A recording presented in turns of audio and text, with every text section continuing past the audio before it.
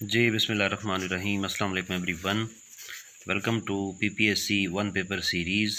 हमने इसका first lecture upload कर दिया था। आज हमारा इस सीरीज़ का सेकंड लेक्चर है। 30 एमसीक्यूज़ मैंने डिस्कस कर लिए थे। कमेंट सेक्शन के अंदर ग्रुप का लिंक है, आप लोग ज्वाइन कर लीजिएगा। आज 60 की तो उम्मीद है कि मैं आप लोगों को ये करा दूँ और उसके बाद पीडीएफ ग्रुप के अंदर शेयर कर दी जाएगी। ठीक हो गया जी। और कोशिश ये होती है कि आप लोगों की जितनी हेल्प हो सके वो हो जाए। पीपीएससी के सारे पास पेपर्स करेंगे। वैसे ही बात करूं तो ये एलडीए का पेपर है जो रिसेंटली हुआ था, तो हम स्टार्ट करते हैं 31 से। तो हमने 30 तक डिस्कस कर लिए थे। तो बात आती है कि ऑब्जेक्टिव रेजोल्यूशन जो है ये किस गवर्नमेंट को इंट्रोड्यूस करवाती है, डेमोक्रेसी को। ठीक है, वर्दा मंदिर स्कीम जो थी ये एजुकेशन पे हिट की थी उन्होंने।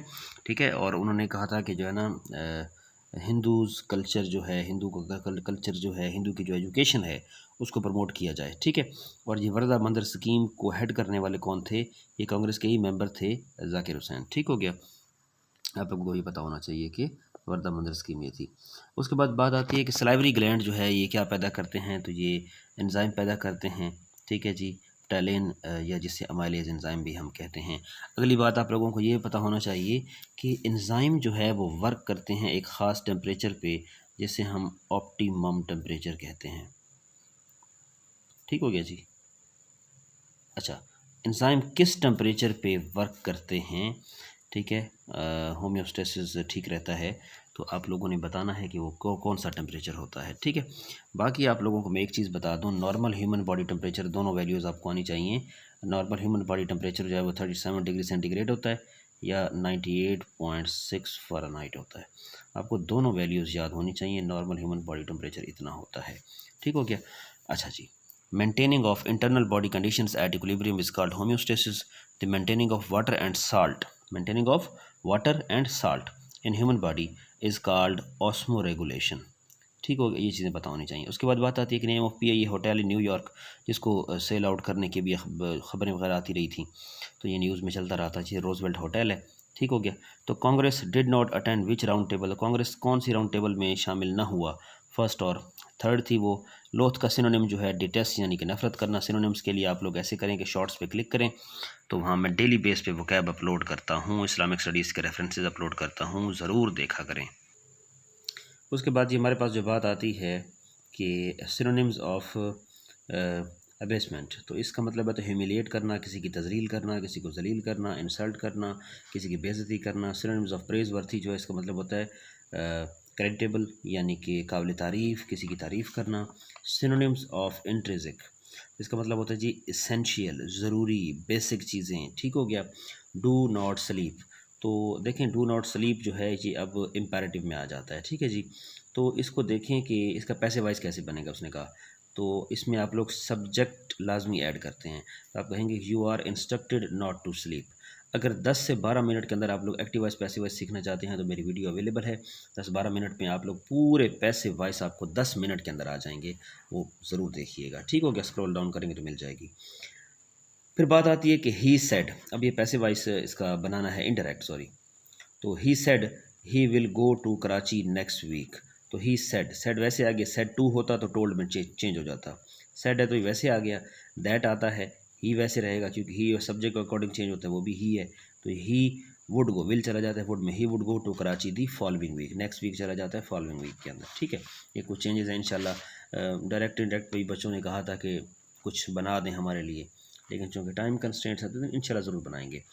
बात आती है कि फ़र्स्ट अमीर ऑफ हज जो हैं वो हज़रत अबू बकर सिद्दीक़ रज़ी अल्लाह तआला अन्हु। उसके बाद बात आती है द ईयर ऑफ सॉरो, 10 नबवी। ठीक है जी, आप पता होना चाहिए। आमुल हुज़न, गम का साल क्यों कहते हैं, बताना है आप लोगों ने, पता होना चाहिए। ठीक है जी। बात नेक्स्ट आती है कि सन्स ऑफ हज़रत याकूब, हज़रत याकूब अलैहिस्सलाम के बेटे जो थे वो 12। ठीक है, और यहाँ पे चले रुक जाएं 1 मिनट के लिए। तो कौन सा इलाका था हज़रत याकूब अलैहिस्सलाम का? कनान, जो कि मौजूदा गाज़ा है। ठीक है, उसके बाद बात आती है कि हज़रत यूसुफ़ अलैहिस्सलाम के सगे भाई का नाम बिन्यामीन। ठीक है, वैसे सीरियल और सीरीज़ बनानी तो नहीं चाहिए इसके ऊपर, लेकिन यूट्यूब पे हज़रत यूसुफ़ अलैहिस्सलाम की बहुत ही प्यारी सीरीज़ है, आप लोगों के नॉलेज में बहुत इजाफ़ा होगा, ज़रूर देखें उस चीज़ को। ठीक है, नॉलेज में बहुत ज़्यादा इजाफ़ा होता है। ठीक है जी। अच्छा, प्रीवियस पीपीएससी का कोई पास पेपर था, तो मैं वहाँ पे देख रहा था कि उन्होंने पूछा हुआ था कि हज़रत यूसुफ अलैहिस्सलाम की वालिदा का क्या नाम था। अब ये देखें, अगर आप लोग सीरीज़ देखते तो ये सारी चीज़ें आप लोगों को पता होती, पता होना चाहिए। नहीं पता तो ज़रूर देखें, सब कुछ नॉलेज में बहुत इजाफा होता है। इस तरह की सीरीज़ देखा करें, ठीक है, ना कि आप घर में बैठ के ये इस किस्म के पीटीवी और जो बेहूदगी दिखाई जाती है हमारे मीडिया के ऊपर, तो इस चीज़ को जो है ना अवॉइड करें। पाकिस्तानी ड्रामास देखने के बिल्कुल लायक नहीं है, ठीक है। अच्छा, फिर बात आती है बाबुल इस्लाम। जी, इस्लाम का दरवाज़ा सिंध, ठीक है जी। सिंध से मोहम्मद बिन कासिम आए थे और आके उन्होंने इस्लाम की बुनियाद रखी थी। तो wifi stands for wireless Fidelity, ठीक हो गया। और उसके बाद आप लोगों को ये पता होना चाहिए कि ATM stands for automated teller machine, USB stands for universal serial बस। बाकी अगर मेरी स्पीड ज़्यादा है तो आप स्पीड अपने अकॉर्डिंग जो है उसको कर सकते हैं, स्पीड को कम भी कर सकते हैं, ठीक है। राइट कॉर्नर में जाकर क्लिक करें, अपनी स्पीड जो है ना वो आप लोग कम कर सकते हैं। तो बात आती है कि मैंने यार कवर करना होता है अच्छी खासी चीज़ें, तो इसलिए फिर जो है ना स्पीड लगानी पड़ती है। लेकिन कोशिश करता हूँ कि आप लोगों को समझ आ जाए सारी बात। की for slide show, slide show की जो की इस्तेमाल होती है वो F5 होती है। हाइपर लिंक के लिए जो होती है वो Ctrl+K होता है। Ctrl+C कट के लिए होता है, Ctrl+V पेस्ट के लिए होता है। Ctrl+C कट के लिए, Ctrl+V पेस्ट के लिए, ठीक हो गया।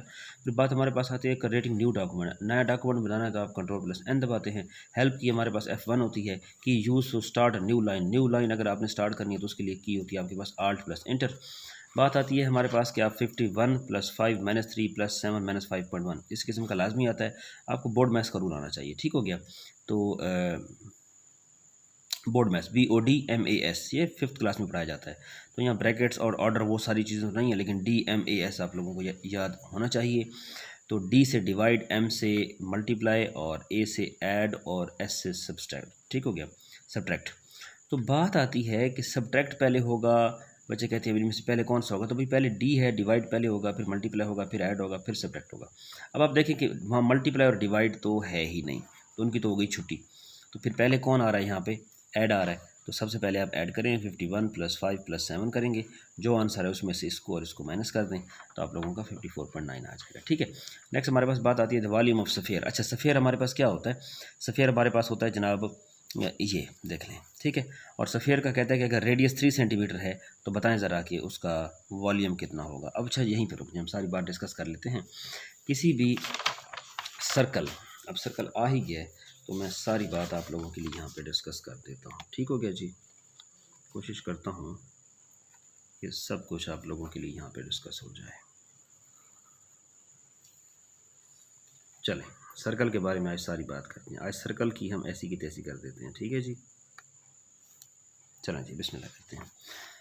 सर्कल का the outer boundary of a circle is called its circumference. Circumference की जो आउटर बाउंड्री होती है उसे हम सरकमफेरेंस कहते हैं। एक बात, सरकमफेरेंस का फार्मूला हमारे पास 2πr होता है। ओके, यहाँ पे एक और चीज़ नोट कीजिएगा। ये हमारे पास सर्कल है, सर्कल के सेंटर से लेके किसी पॉइंट तक चले जाएं, सिर्फ सेंटर से लेके किसी पॉइंट तक चले जाएं तो आप उसे रेडियस बोलते हो। फिर सेंटर से लेके मैंने कहा एंड तक चले जाएं तो आप उसे रेडियस बोलते हैं, ठीक है। अब मैं आप लोगों से ये पूछता हूँ कि अगर सर्कल के एक कोने से दूसरे कोने तक चले जाएं तो उसे क्या बोलते हैं। काफ़ी लोगों को नहीं पता होता, क्यों जी, बैकग्राउंड हमारा मैथमेटिक्स नहीं है, ठीक है। तो इसे हम बोलते हैं डायामीटर। तो मैं आपसे पूछूं, रेडियस ज़्यादा है या डायामीटर ज़्यादा है, तो आप कहेंगे जी रेडियस तो सर्कल के सेंटर से यहाँ तक था और डायामीटर जो है वो तो यहाँ से यहाँ तक है पूरा, तो जी डायामीटर ज़्यादा है। तो क्या मैं कह सकता हूँ कि एक रेडियस और दूसरा रेडियस मिल के पूरा डायामीटर बनाते हैं। क्या मैं कह सकता हूँ कि एक डायामीटर बराबर है 2 रेडियस के। हुजूर वाला कह सकता हूँ, बिल्कुल कह सकता हूँ ना, 2 रेडियस में एक डायामीटर। तो ये देखें आप, सरकमफेरेंस का फार्मूला मैंने अभी लिखा 2πr। एक और फार्मूला निकलवा रहा हूँ यहाँ से। पाई को यहाँ ले आएँ, 2 और r को मिला के यहाँ कर दें, c का c आ गया, पाई का पाई, और ये 2r जो था 2 रेडियस, 2 रेडियस किसके इक्वल था, एक डायामीटर के, तो ये 2 रेडियस की जगह आ गया एक डायामीटर। सो सरकमफेरेंस का फार्मूला एक और भी निकल आया, ठीक हो गया। पेपर में MCQs आता है, सर्कल हैज़ कितने radius, many radius sir. Circle के सेंटर से लेके एंड तक, सेंटर से लेके एंड तक, सेंटर से लेके एंड तक, सेंटर से लेके एंड तक। डेफिनेशन भी आई हुई होती है, the distance from the centre to any point of the circle is called. पता ही नहीं होता बच्चों को, ठीक हो गया। अगली चीज़ ज़रा गौर से सुने, मैं आप लोगों को बता देता हूँ। अगर इस डायामीटर को उठा के मैं ऊपर से ज़रा ले जाऊँ, ये अगर डायामीटर को मैं थोड़ा ऊपर कर दूँ और ये कर दूँ, तो इस लाइन को आप बोलते हो कॉर्ड। कॉर्ड से घिरे हुए इलाके को हम बोलते हैं क्या? कॉर्ड से घिरे हुए इलाके को हम बोलते हैं सेगमेंट। क्या बोलते हैं जी? सेगमेंट। ओके। अगली चीज़ एक और ज़रा नोट करें। एक लगाएं दायरा, ये हमारे पास सेंटर है, ये एक रेडियस, ये दूसरा रेडियस। दो रेडियस से घिरे हुए इलाके को हम बोलते हैं सेक्टर। ठीक है, सेक्टर का फार्मूला क्या होता है? 1/2r²θ। ये हमारे पास क्या है? सेक्टर। ठीक हो गया, लिख लीजिएगा यार, ये सारी चीज़ें आप लोग नोट डाउन कर लें। ठीक है, अगली चीज़, चलो दो चीज़ें और बता देता हूँ। ये हमारे पास है जी सर्कल। मैंने कहा सर्कल की एच करेंगे। सर्कल को अगर कोई लाइन टच करके जा रही हो then it is called tangent. Okay, अगर कोई सर्कल को लाइन कट करके जा रही हो then it is called secant. पता थी ये पहले बातें? ये जो लोग पढ़ा रहे हैं, जो लोग टच हैं या बैकग्राउंड है उनका मैथमेटिक्स का, तो उन लोगों को तो पता होगा। ठीक हो गया जी, ये पता चल गया? अच्छा चलें, उम्मीद है काफ़ी है। चलें, तो बात आ रही थी the volume of sphere, sphere का वॉल्यूम। अब देखें मैं यहाँ पे था, कहाँ कहाँ पहुँच गए, एक एक चीज़ डिस्कस की।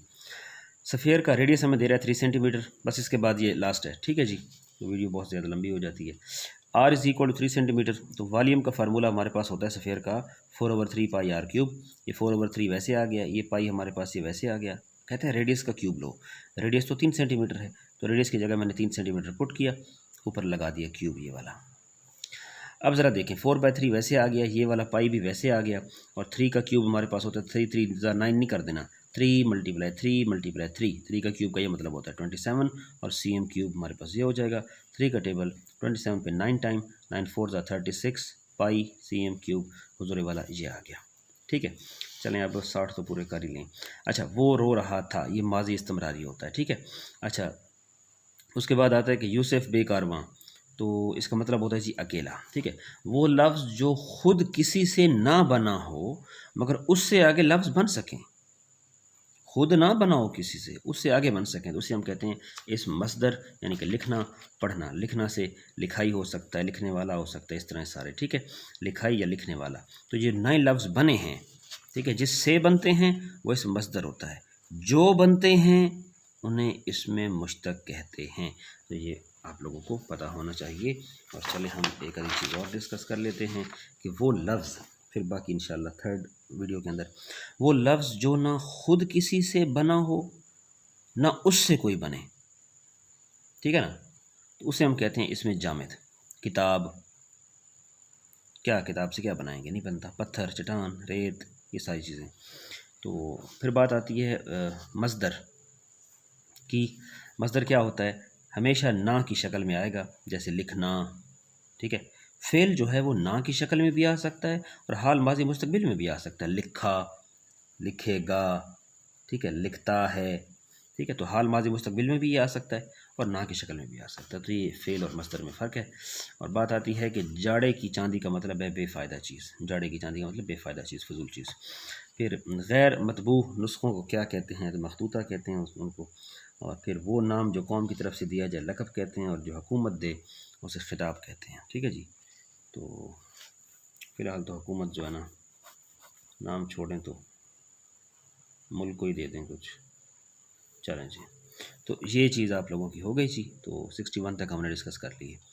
तो उम्मीद है कि आज के लिए आप लोगों को ये सारी चीज़ें समझ आई होंगी। कोई मसला मसाइल हो तो यार डिस्कस कर लिया करें, कोशिश होती है कि आप लोगों की हेल्प हो। ठीक है जी, आबाद रहें।